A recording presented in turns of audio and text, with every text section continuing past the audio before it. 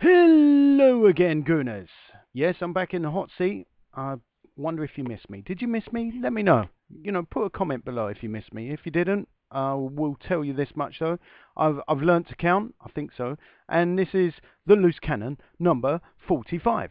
And I'm not even going to go and go through the squad list and see if there's a player that matches that number. I'm just not going to do that. But I'll tell you what I am going to do. I'm going to set you a question, which I will answer later. I'm going to read from Steve Stammer's book. That's the Jackanory bit, the Arsenal Jackanory bit.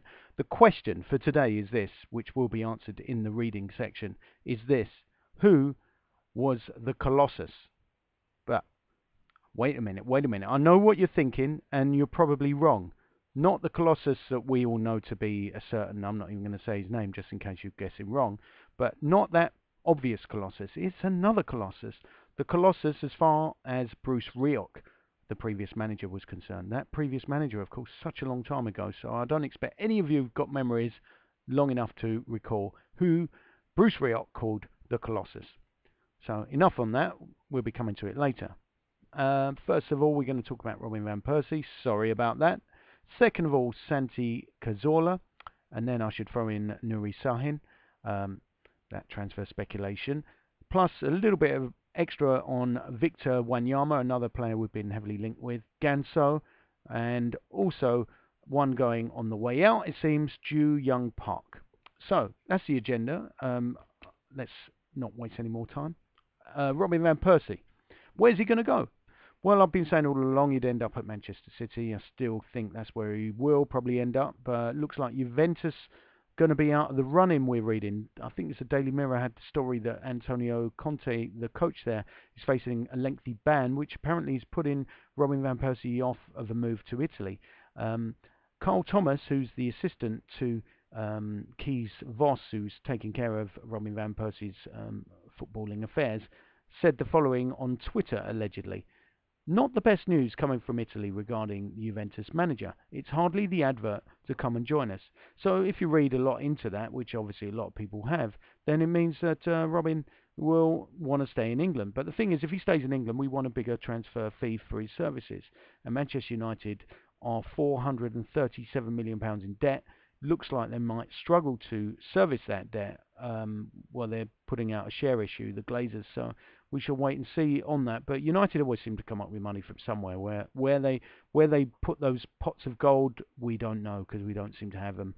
Arsenal, do we? Anyway, United still fancy their chances, and Robin van Persie, for his sins, fancies them. So sounds like a marriage made in heaven, doesn't it? Except money talks in this business. Manchester City have more of it, and that's why I think he'll be talking and walking in that direction come the end of the transfer window. I really predict this is going to go right on till the 31st of August. That's when the deal will be done and dusted, and we will see a Manchester City or two coming in our direction. That's what I reckon. Anyway, according to the story anyway, Manchester City looking at other players, but I think they're just going to bide their time. They're looking at Gonzalo Higuain, I could never say his name, the Real Madrid striker anyway, Higuain, or whatever. I'll never be a newsreader at this rate, will I? Not that that was on the agenda, but I'll tell you what else was, because I promised it, was Santi Cazorla. His agent, Julio Llorente, apparently in town discussing terms as we speak. Well, probably not right now, because it's kind of late. But he's already had his medical. Some people are saying £17 million, the transfer fee. L'Equipe have even said it's a done deal, and they never come out and say anything's a done deal unless it actually is, so we hear. So Cazorla looks like he's going to be wearing an Arsenal shirt in the not too distant future. Nuri Sahin could be joining us on a one-year loan deal from Real Madrid. That apparently is possible, but it's very quiet on that front. So whoever's involved in that, involved in those negotiations, well done to you for keeping your mouth shut. The Santi Cazorla thing's been all over the papers and all everywhere, and every day we hear a different story about Santi Cazorla, but more or less saying the same thing. He's not been at the training ground at Malaga. Malaga have released a statement saying there's going to be major restructuring at the club. I think somebody has lost their job.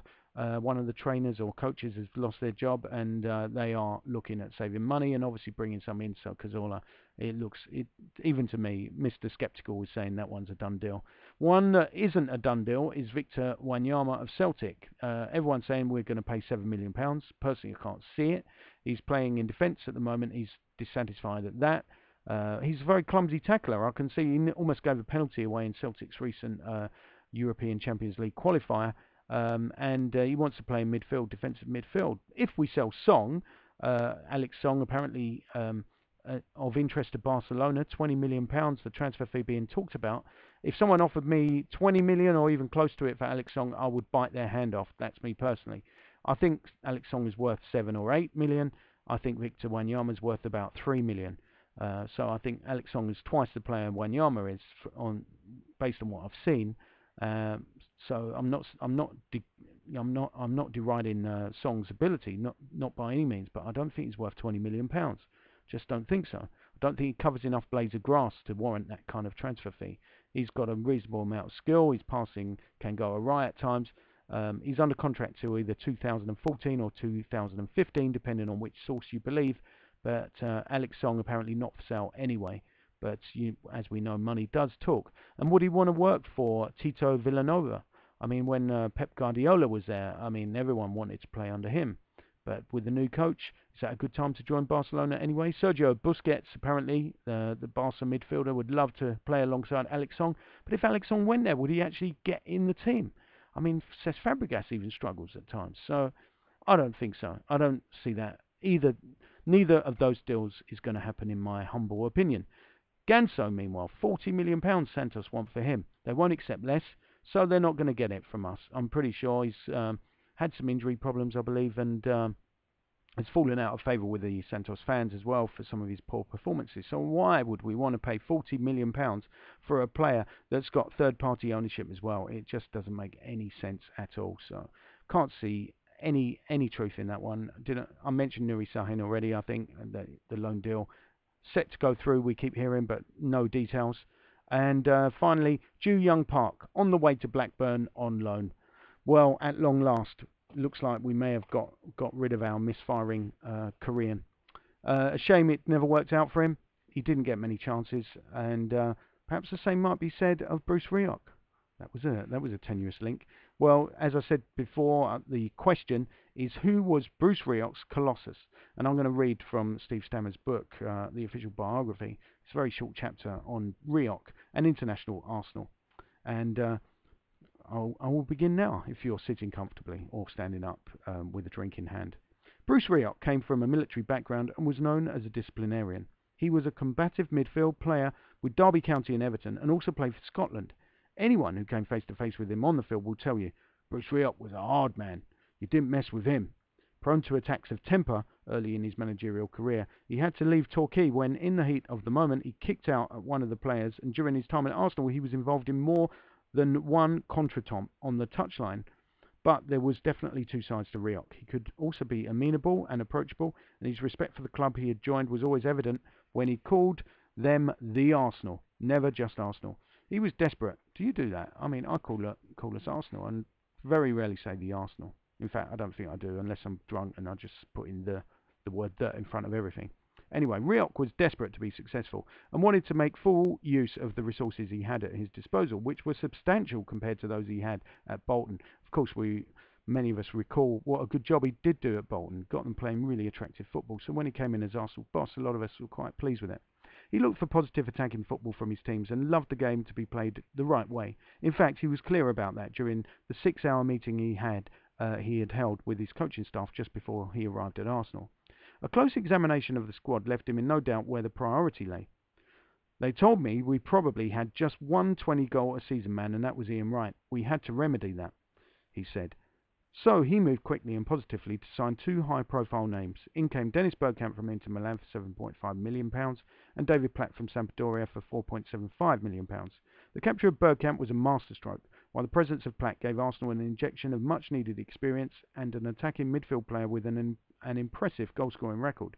Bergkamp in particular became a Highbury hero, and his arrival didn't only impress the fans.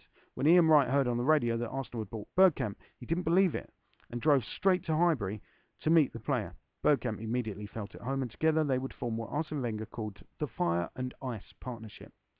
Bergkamp had had a miserable time in Milan and was clearly ill at ease with the Latin football culture.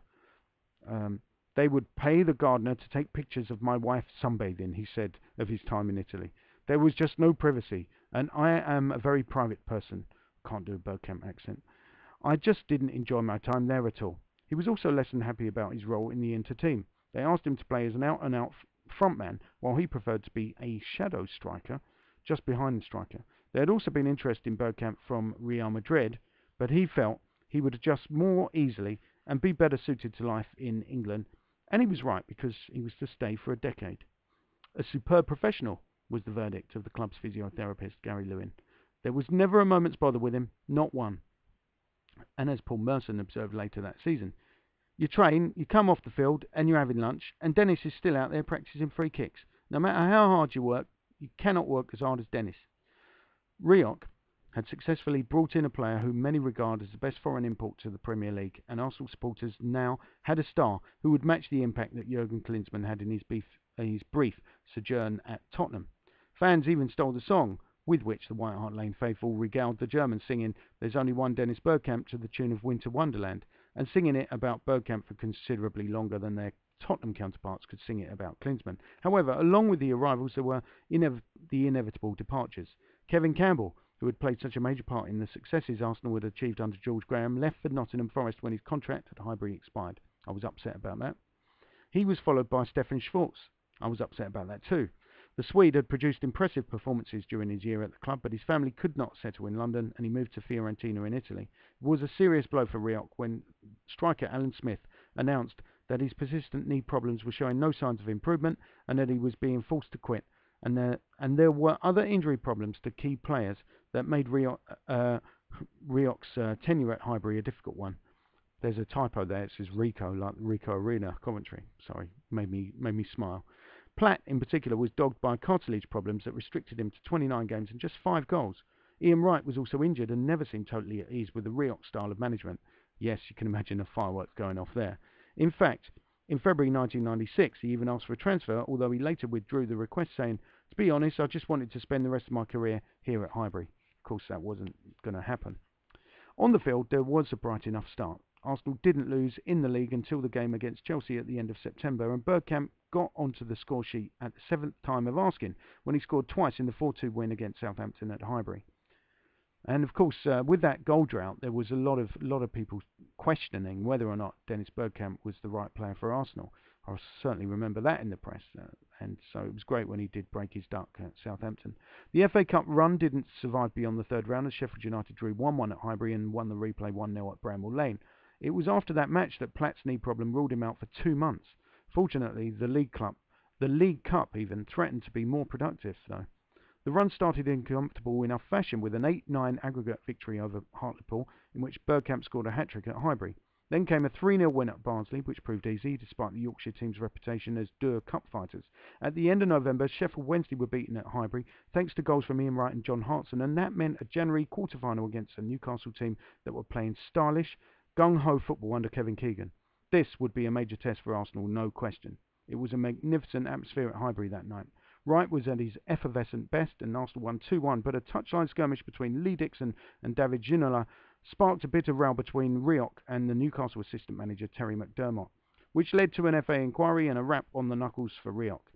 In the semi-final clash with Aston Villa, Bergkamp, at his sublime best and giving one of his most memorable performances in the red shirt, gave Arsenal a 2-0 lead in the first leg at Highbury. However, just when Arsenal looked assured and comfortable, 2 alarming defensive lapses allowed Dwight Yorke to pull Aston Villa level. Now all Villa needed was 0-0 or 1-1 at Villa Park, and they were through to the final. After extra time, it was 0-0, away goals counted double after normal time, and Arsenal were out. The season was far from over, however, and there was a dramatic last-day finale to the league programme. The last match was at Highbury against a Bolton team that Rioch had left a year before, and which had already been relegated in his absence. In the match at Burnden Park the previous October, Arsenal had pummeled Bolton but lost 1-0. Highbury appeared to be a case of déjà vu. Bolton, free of any pressure, were 1-0 up. There were only 8 minutes left, and Arsenal looked as though they would be deprived of a European place. Then Rioch's signings of the previous summer made their presence felt. David Platt was now fit again and equalised to give Arsenal hope of the win they needed to secure the 5th place finish that would guarantee UEFA Cup football the following season. The Platt goal lifted both the crowd and the team, and within 2 minutes they were ahead when Dennis Bergkamp hammered in the winner. At the final whistle, Rioch was both joyous and phlegmatic. "That's what I bought them for," he said. However, the goals were not enough to keep Rioch in a job, as the board finally lost patience with his procrastination over his contract. Since the start of the season, and at every subsequent monthly board meeting, Rioch had persistently rejected overtures to sign. The situation didn't change in the close season, and at a meeting before the start of the following season, Bruce found something else to query. It was all becoming too much, and we decided that was enough, and we decided to look for a new manager, explained Chairman Peter Hillwood. Although he hadn't actually signed it, Rioch had originally verbally agreed a 2-year contract, and Arsenal decided he should be given a year's salary as severance pay. Sounds fair enough. We thought that was the right thing to do. We couldn't, as a club, let that situation go on. We needed him to make a commitment, said Hillwood. It says "says" here, but I'll put it in past tense. Rioch had been the full-time manager of Arsenal for only 14 months, the shortest tenure of any Arsenal manager in the 20th century. Tony Adams, who was the team captain, and you're thinking that's the Colossus, but you're wrong, who was the team captain at the time, has argued that Rioch was unfortunate and that circumstances conspired against him. He lost key players to major injuries at the wrong time. Steve Bold, for example, described by Rioch as a colossus, that's the answer to the question, Steve Bold was the colossus, missed the last four months of the season with a groin injury. The emerging Ray Parlour was out for 2 lengthy spells, and Platt was also cursed with the scourge of injury. The season had not been a disaster, but it could and perhaps should have been better. Rioch's philosophy of bright and inventive football, characterised by the superb Bergkamp, had won over the fans, but the breaks did not fall his way. In contrast to Rioch's brief stay, his successor was to last more than a decade and revolutionise not only football at Arsenal, but also perhaps football in this country. Arsene Wenger was on his way, and I'm on my way too. That's enough for this time. Hope you enjoyed it. Till the next time, up the Gooners!